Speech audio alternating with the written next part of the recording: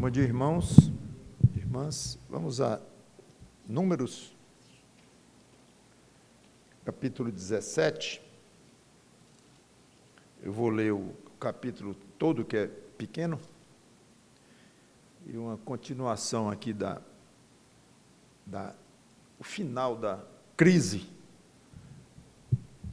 iniciada com a revolta lá de Datã, Coré e Abirão.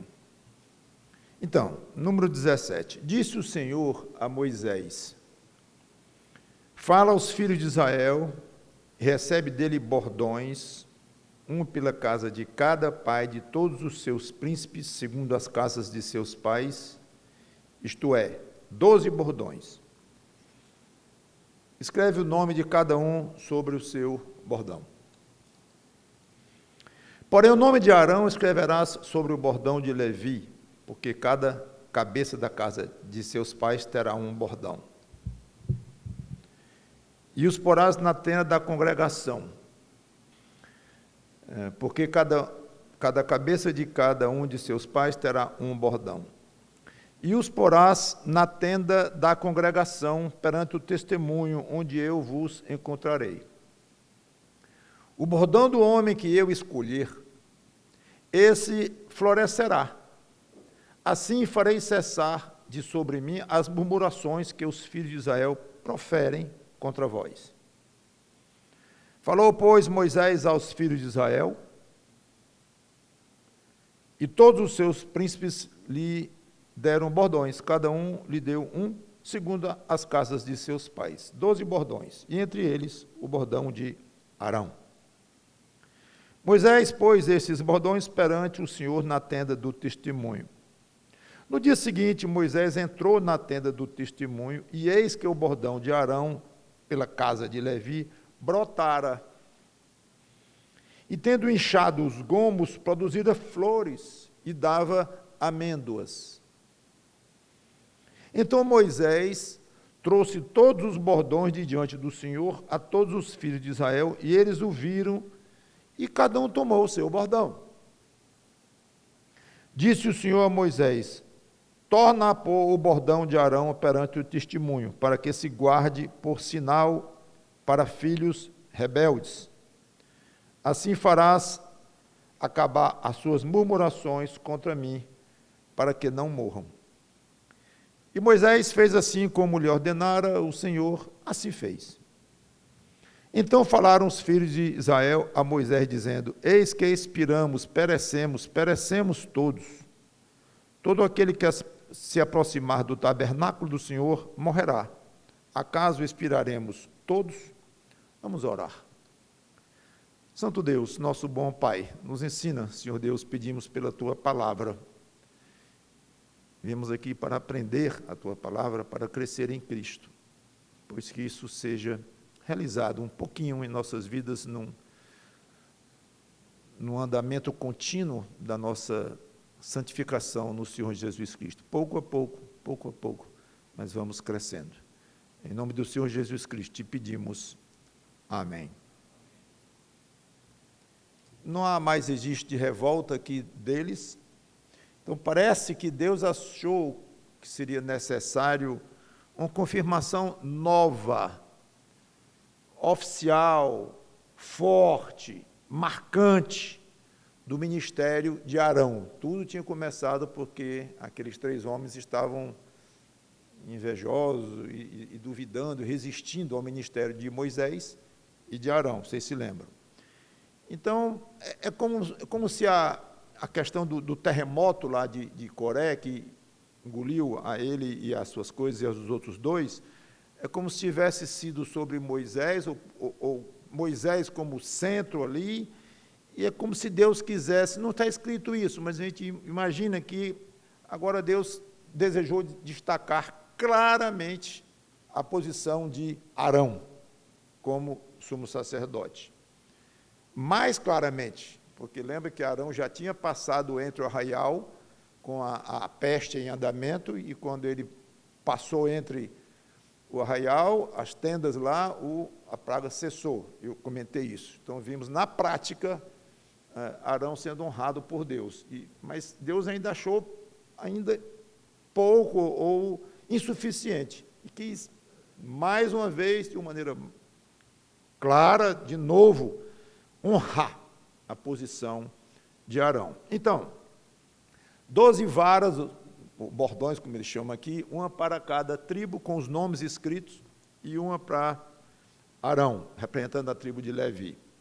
Colocou chamou aqui da tenda do testemunho, ou no santo dos santos, não sabemos exatamente.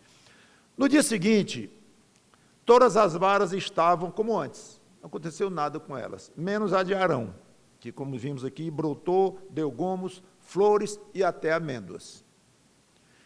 Num milagre óbvio, em que Deus dispensou a seiva, né, da raiz, onde estavam ligados aqueles bordões, aquelas varas antes,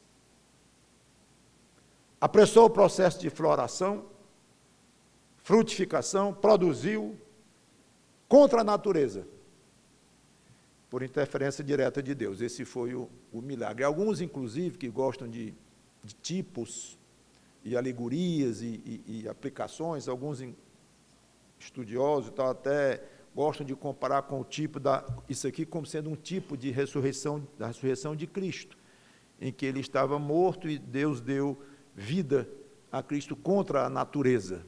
É interessante, embora o texto acho que não sugere diretamente isto, mas só quase como uma curiosidade para vocês que gostam de ir mais detalhadamente. Então, Moisés devolveu a vara para cada um, está aqui, leve de volta, não aconteceu nada com elas. Mas a de Arão, não, a de Arão fica, por ordem de Deus, fica no tabernáculo como sinal, é interessante, sinal para os fiéis, não, para os rebeldes. Curioso isso. É uma prova, quando vocês pensarem em duvidar de Arão, pensarem em questionar Arão, lembra desta vara que floresceu miraculosamente de um dia para o outro. Então, era uma prova para os rebeldes. E que Arão a tribo de Levi tinha sido escolhida para o serviço de Deus no tabernáculo, e da tribo, Arão era o sumo sacerdote. Então, é claro que o povo aqui viu a enormidade do pecado, de terem rejeitado a autoridade de Arão, e as palavras finais aqui são não são muito claras, vamos perecer e tudo.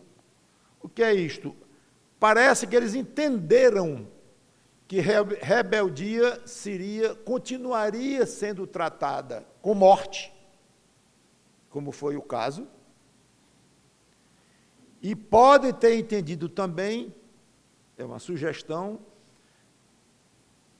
ou enxergado a necessidade de um sacerdote para intermediar, que se eles chegassem lá na tenda da congregação, eles iam morrer, concluíram isso. Mas Arão não. Arão entrava lá e não morria. Por quê? Porque ele era o sacerdote, que a função era exatamente interferir, intermediar diante de Deus pelo povo. Então, pode ser que, mais do que a conclusão mais imediata, de se nós chegarmos e nós vamos morrer. E Arão é o homem, escolhido por Deus, temos que respeitá-lo, nem que seja a força, sem querer, porque nós vamos morrer aqui. E, mais do que isso, talvez, precisamos de Arão, ou de um sumo sacerdote, ou de alguém, de um intermediário que se achegue a Deus por nós, porque se nós chegarmos lá, nós vamos morrer. Então, precisamos de alguém. Esse alguém, mais do que provado, confirmado, reconfirmado, era Arão. Esse é mais ou menos o resumo de tudo aqui. Então, duas conclusões que nós podemos chegar. Deus faz questão de honrar o servo fiel que ele coloca em alguma posição. Ele escolhe alguém para uma tarefa, ele vai honrar. E como uma consequência disto, ele exige que o povo, debaixo daquela autoridade, ou daquele trabalho de alguém que ele confirmou naquele local, naquela posição, naquele tempo, ele quer que o povo respeite aquele líder, porque foi Deus que colocou. É uma coisa, inclusive, um tanto quanto lógico.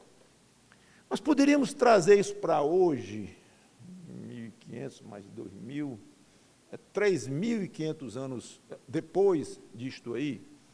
Claro que uma aplicação direta com Arão, sacerdote, não tem mais, não tem nem o templo lá em Israel. Mas Deus ainda tem, claro, servos, ministros que ele escolhe para serviços religiosos, não gosto muito do nome, mas de cunho espiritual, para cuidar da igreja dele. Vamos falar diretamente da igreja, que é hoje a maneira que Deus escolheu para o povo dele se reunir e funcionar. Igrejas locais. Então, Deus escolhe claramente pastores para essas igrejas. Então, na minha maneira de ver, a forma mais imediata de nós aplicarmos esse princípio de que Deus coloca pessoas em certas posições de autoridade e quer que essas pessoas que Ele colocou sejam honradas, acho que a maneira mais clara e mais segura de aplicar esse princípio é com relação à igreja do Senhor Jesus Cristo.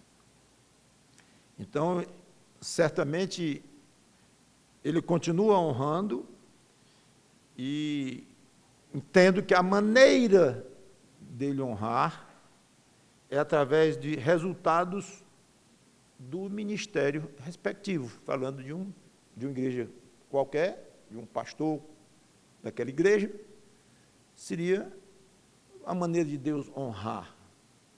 Qual seria? Eu diria através de resultados.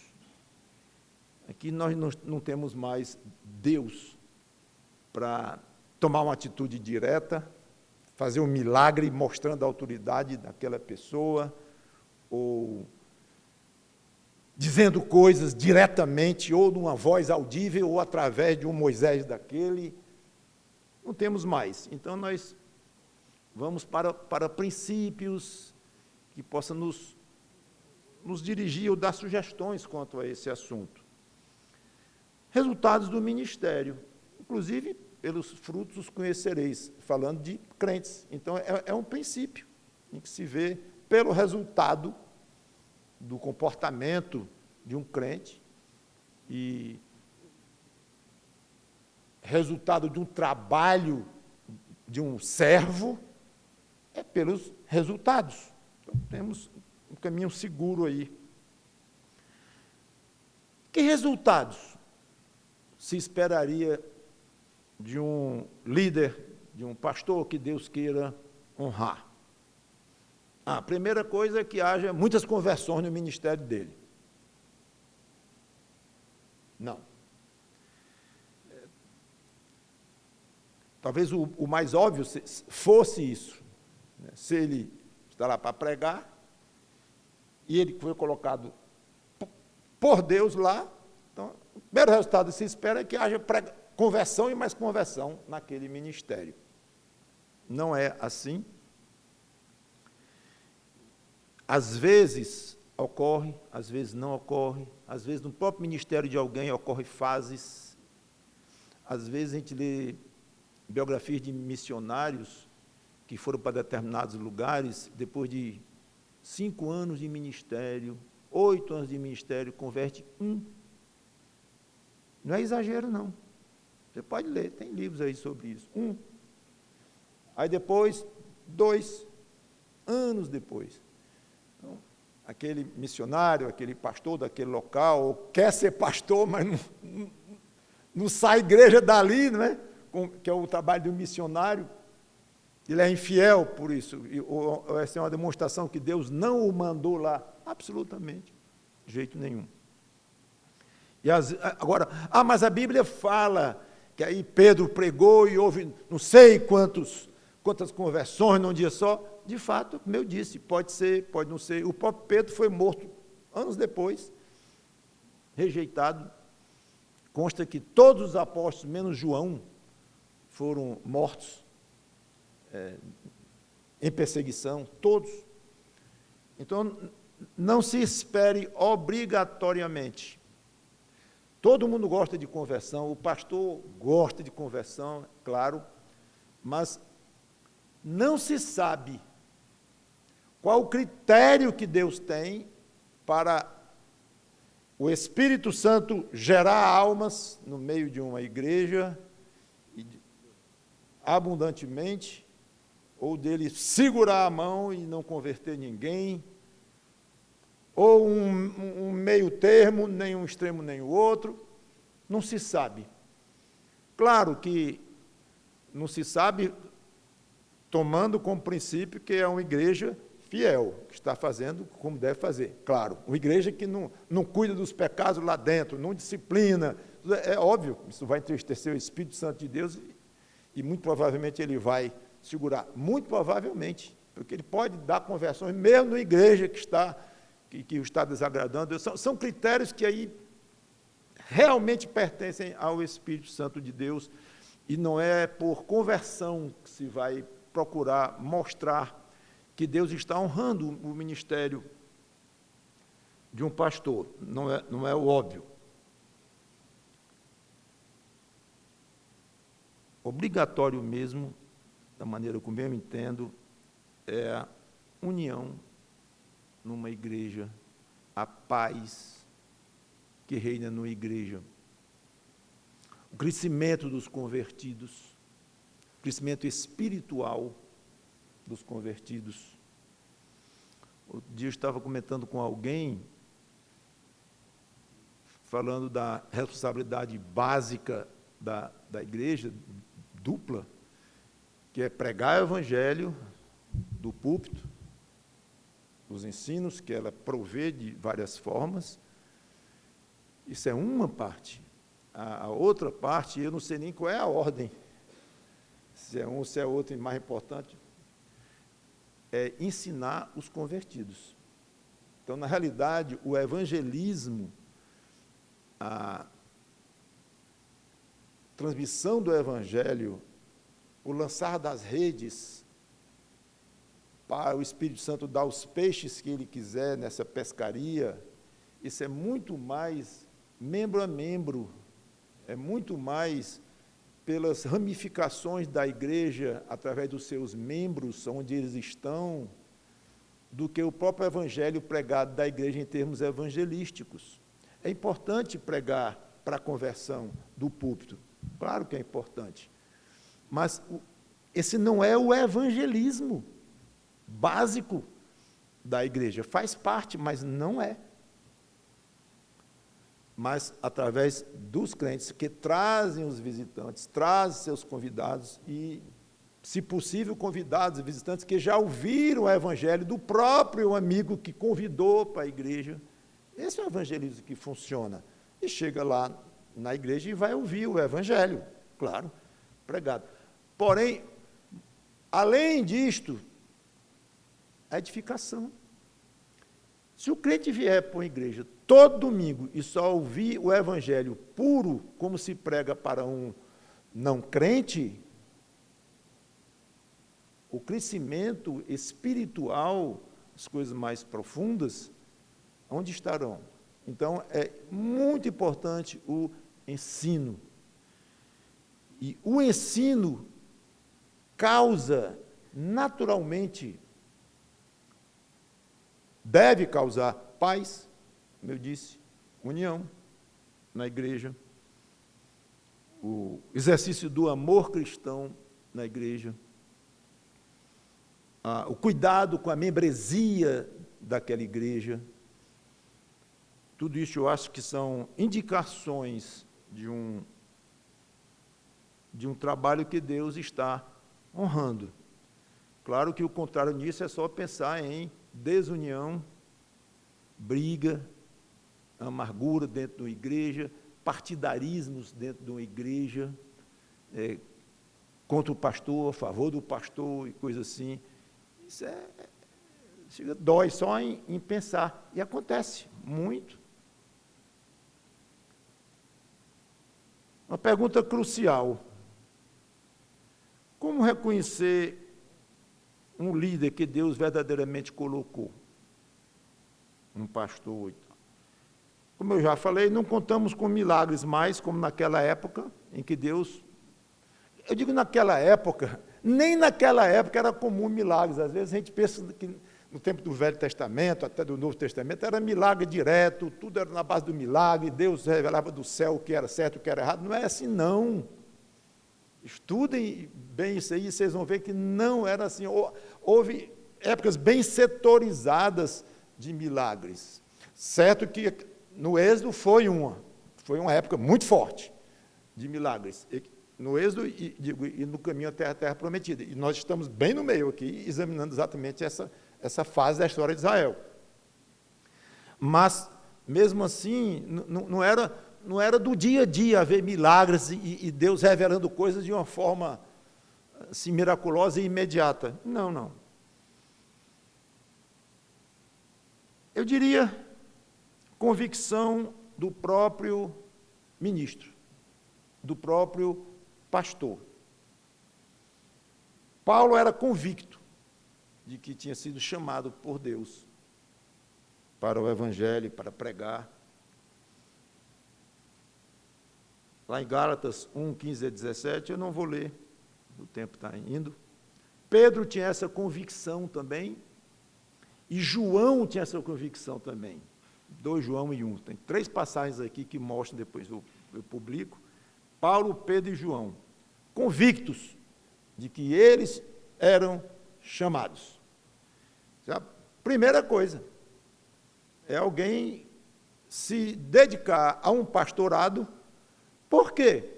Porque o pai dele quer, ou a mãe, ou a família. Não, é porque ele quer. E ele entende que tenha um chamado, uma vocação para aquilo, mesmo que depois ele entenda que não tem mais.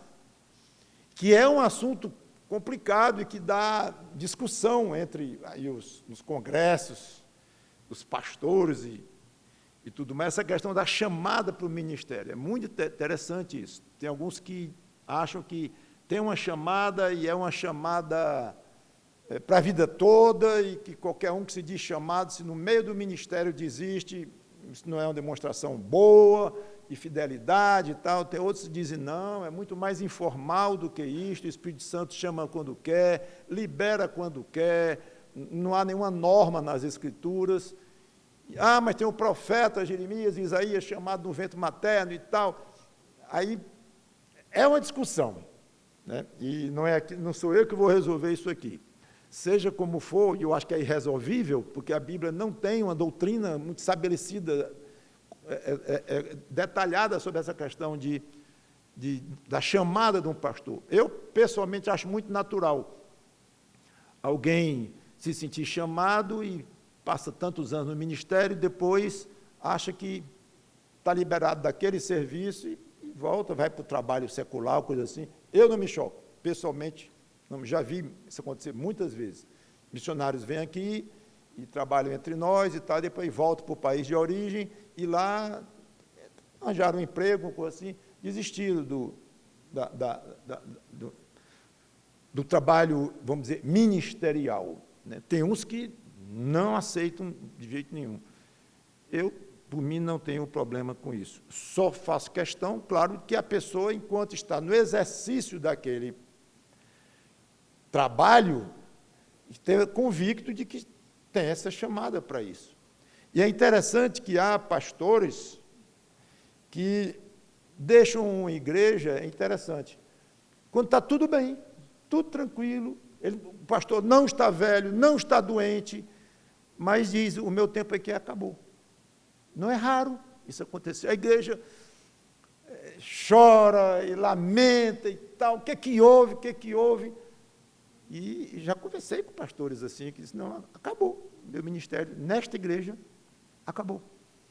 Até ontem dava vida por aquele trabalho naquela igreja. Depois, não vou dizer nem a palavra esfriou, que é o caso, mas eu aceito a ideia, pessoalmente, de que entendeu que ali Deus disse, agora tá bom, agora vá para outro lugar, tem outra tarefa para você.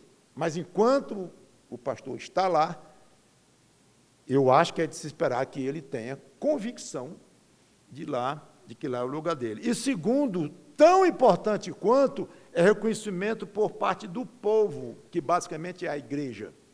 No caso de uma missão, a diretoria da missão entender que aquela pessoa tem a chamada, pelo menos naquele contexto da vida dele, para tal obra e tal. Mas eu quero focalizar na igreja, porque a única congregação oficial das Escrituras é igreja, não é uma diretoria de uma missão. Mas a igreja, então, tem que reconhecer, entendo eu, essa chamada a outras igrejas que comungam com aquela igreja em termos de doutrinas, de regra, de prática e tudo mais, entendam também o campo em geral, um reconhecimento por parte da igreja. Tem várias passagens aqui que eu não vou ler também, que tratam do reconhecimento da chamada de Paulo. É como eu disse, mas Paulo, logo Paulo, grande apóstolo, aplicar para um pastorzinho de hoje qualquer aqui, bom, os que Deus tem chamado para desempenhar o trabalho de pastorear as igrejas desde o tempo do Novo Testamento, são esses pastores. Não temos Paulos aqui, Pedros entre nós, e Deus revelando de uma maneira sobrenatural, não tem. Mas o ministério de um pastor hoje é tão, o pastor, ou algum outro tipo de ministro, especialmente o pastor, é tão autêntico quanto o de Paulo. Claro, o de Paulo é muito maior, muito mais abrangente, muito mais poder, mas estou falando de autenticidade. É tão autêntico quanto. Se não fosse, a igreja de Cristo não estaria entregue a homens que ele delegou para serem pastores. Então, o reconhecimento por parte da igreja também é fundamental. Se a igreja entender que aquele homem deixou de cumprir por algum motivo, ou sem motivo, mas a igreja entender que encerrou o ministério daquele homem naquela igreja, está encerrado.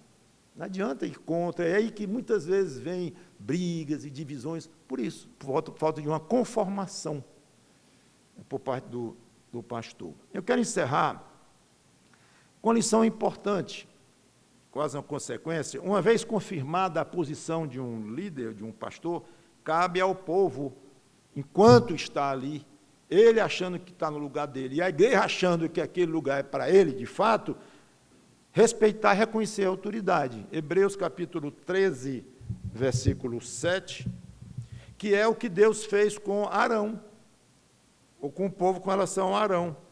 Hebreus capítulo 13, versículo 17.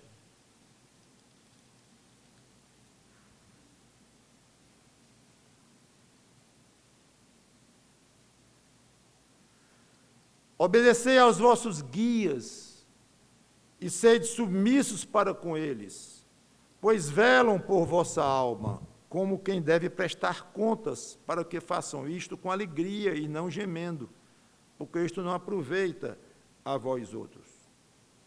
Isso é fundamental para o bom exercício de um pastorado na igreja e para o andamento daquele ministério naquela igreja e para o benefício de todos envolvidos. Claro que isso não é desculpa para um líder abusar da sua autoridade, nem se perpetuar naquele cargo, coisa assim. Não sabemos de antemão quanto tempo Deus reservou para alguém, para um certo pastor, com uma determinada tarefa ali pastorear. Não sabemos. É interessante que tem igreja, eu acho, não é simpático não, mas respeito, porque a Bíblia não fala no Novo Testamento. Não sei se vocês sabiam, tem igreja que elege o pastor todo ano. Todo ano. Isso gera uma ansiedade no pobre do pastor. Todo ano ele começa a ficar nervoso, quando vai se aproximando da data. Aí vai vendo os irmãos que são a favor dele, os que não gostam dele, os que gostam. Aí os mais ansiosos, vão na casa de irmãos, antes da eleição, para saber se vai ter o voto do irmão e tal. Tudo isso acontece, né? Que eu acho uma pena muito grande, isso aí. Então, convidou para ser pastor? Deixa. Qual é o tempo que Deus tem estipulado? Ninguém sabe. É curioso que pessoas que fazem assim, igrejas que fazem assim, aí vão dizer para nós, e os diáconos, vocês não elegem todo ano? Sabe o que acontece? Tem igrejas que elegem o diácono enquanto ele vive. Enquanto vive, talvez seja um pouco exagerado. Não, é exagerado, não é enquanto ele vive. Enquanto está na sua função, está lá, igualzinho o pastor. Se a Bíblia não exige para o pastor, não exige para o diácono, então nós, todo ano elegemos o diácono, todo ano elegemos o pastor. A ideia não é bem eleger o pastor, é confirmar, é como eles usam, que é a mesma coisa, né? É confirmar o pastor. Então, se a maioria não confirma aquele pastor, ele está fora. Ele encerrou. Como é que ele sabe? Então, todo ano é uma angústia. Eu fico com pena, sinceramente, porque eu... Agora, não é incoerência nossa fazermos assim com o pastor indefinido. Os diáconos não são indefinidos. Não. Por quê? Porque o Novo Testamento não especifica. Deixa essa liberdade. Então, quando uma igreja sadia, uma igreja que não é sadia, o que ela acha, o que ela pensa, o que ela resolve ali, é complicado. Apesar de que é uma igreja de Deus, mas se está muito longe da verdade, muito distorcida e sem disciplina nenhuma dentro da igreja, ela fica sem referencial. Apesar de deve ter cuidado, porque é uma igreja de Cristo. É um assunto muito delicado. Mas vamos para uma igreja sadia. Se ela achar que o tempo de um pastor ali terminou, e o próprio pastor também, como eu já falei. Enquanto o ministério durar na igreja, a igreja deve honrar os seus líderes. Esse assunto eu estou trazendo simplesmente porque está na minha trajetória de números. Eu não criei por necessidade esta pregação, e fico feliz em pregar uma mensagem dessa com relação a esse assunto, como pastor, e me sinto plenamente amparado por vocês, o respeito por vocês, de vocês, e tudo. Tranquilo, me sinto muito feliz, muito tranquilo, muito alegre, honrado por vocês na posição que eu ocupo. Então, não é por alguma coisa que eu estou trazendo isso aqui para dizer isso aqui, não, zero. Apareceu.